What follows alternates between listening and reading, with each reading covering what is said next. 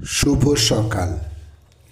আজ 25শে অগ্রহায়ণ 1432, ইংরাজির 12ই December 2025।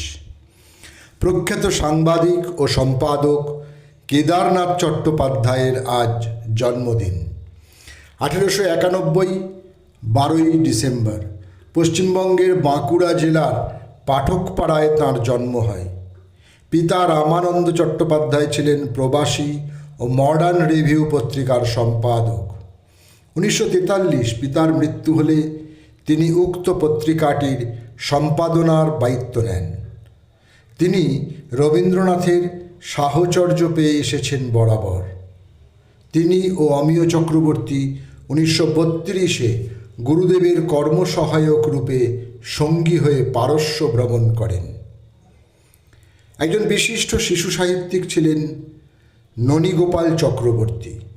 12ই December 1905 Jessore জেলার আরকান্দি গ্রামে তিনি জন্মগ্রহণ করেন। ছোটদের জনপ্রিয় পত্রিকা শিশু সাথী, মৌচাক, রামধনুতে নিয়মিত লিখতেন তিনি। তাঁর উল্লেখযোগ্য গ্রন্থগুলি হল পার্কিং বুড়ো, চড়কা বুড়ি, আকাশগঙ্গা ইত্যাদি। তাঁর লেখা বাংলার কুটির শিল্প গ্রন্থের ভূমিকা লিখেছিলেন আচার্য প্রফুল্লচন্দ্র রায়। শোনো বন্ধু শোনো প্রাণহীন এই শহরের ইতিকথা, গীতিকার বিমলচন্দ্র ঘোষ।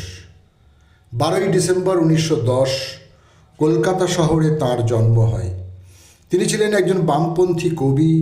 তাঁর উল্লেখযোগ্য কাব্যগ্রন্থগুলি হল জীবন ও যাত্রী, দক্ষিণায়ন, উলুখর, বিশ্বশান্তি, রক্তগোলাপ ইত্যাদি। তাঁর লেখা উজ্জ্বল এক ঝাঁক পায়রা, শোনো বন্ধু শোনো, ঝড় উঠেছে বাউল বাতাস প্রভূত জনপ্রিয়তা লাভ করে। আমার ভাইয়ের রক্তে রাঙানো 21শে ফেব্রুয়ারি গানটির রচয়িতা আব্দুল গফফার চৌধুরী একজন বাংলাদেশি গ্রন্থকার ও কলম লেখক। কর্মের স্বীকৃতিস্বরূপ 1967 সালে বাংলা একাডেমি সাহিত্য পুরস্কার, 1983 সালে 21শে পদক ও 2009 সালে স্বাধীনতা পুরস্কার লাভ করেন। আজ তাঁর জন্মদিন। 12ই ডিসেম্বর 1934 বরিশালের এক জমিদার বাড়িতে তাঁর জন্ম হয়। বরিশালের বরগুনা জেলার আমতলীর এক দরিদ্র পরিবারে 12ই ডিসেম্বর 1940 জন্মগ্রহণ করেন কবি পবিত্র মুখোপাধ্যায়। 60-এর দশকে মহাকবিতার তথা দীর্ঘ কবিতার কবি হিসেবে তিনি স্বীকৃতি লাভ করেন। কবিপত্র নামক কবিতা বিষয়ক পত্রিকার সম্পাদক ছিলেন তিনি। তাঁর উল্লেখযোগ্য গ্রন্থগুলি হল শবযাত্রা, আগুনের বাসিন্দা, বিযুক্তির দেশস্বাদ, আমি প্রেমে, বিপ্লবে, বিষাদে ইত্যাদি। আভারগাল, অন্দু প্রেমদা কাথে, গ্রেফতার, ব্লাডস্টোন, হাম, লিঙ্গা ইত্যাদি সিনেমার সফল অভিনেতা রজনীকান্তের আজ জন্মদিন। সময়টা 1950। আধুনিক হিন্দি সাহিত্য তথা কবিতার অন্যতম গুরুত্বপূর্ণ একটি নাম মৈথিলী শরণ গুপ্ত। সাহিত্য জগতে তিনি দাদ্দা নামে পরিচিত ছিলেন। তাঁর সমসাময়িক অন্যান্য কবিরা যখন ব্রজ ভাষাতেই কবিতা লিখতেন, তখন তিনি হিন্দি কবিতায় আনেন নতুন ধারা। কবিতা লেখার পাশাপাশি তিনি ছিলেন একজন জাতীয়তাবাদী মানুষ। মহাত্মা গান্ধী তাঁকে রাষ্ট্রকবি আখ্যা দেন। 1964 12ই ডিসেম্বর তাঁর মৃত্যু হয়।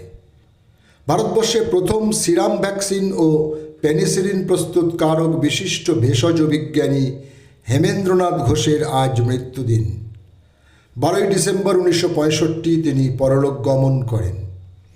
ইন্ডিয়ান মেডিকেল অ্যাসোসিয়েশনের বাংলা শাখার প্রতিষ্ঠাতা সম্পাদক ছিলেন এবং federation of Indian chamber of কমার্সের সভাপতি ছিলেন তিনি। সন্দীপন চট্টোপাধ্যায় একজন ভারতীয় বাঙালি সাহিত্যিক।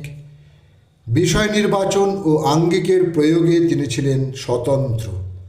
তাঁর উল্লেখযোগ্য রচনাগুলি হল কৃতদাস, কৃতদাসী, সমবেত প্রতিবন্ধী ও অন্যান্য গল্প, এখন আমার কোনো অসুখ নেই, হিরোশিমা মাই লাভ, কলকাতার দিনরাত্রি ইত্যাদি। আজ তাঁর মৃত্যুদিন, সময়টা 2005।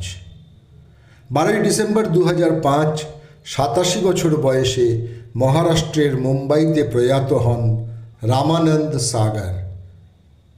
এই নামটার সঙ্গে ওতপ্রোতভাবে জড়িয়ে আছে জনপ্রিয় দূরদর্শন ধারাবাহিক রামায়ণ।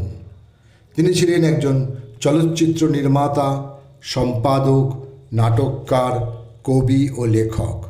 ভারতীয় চলচ্চিত্র ও শিল্পে অবদানের জন্য ভারত সরকার তাঁকে 2000 সালে পদ্মশ্রী সম্মানে সম্মানিত করে। সকলকেই আমার আনত প্রণাম।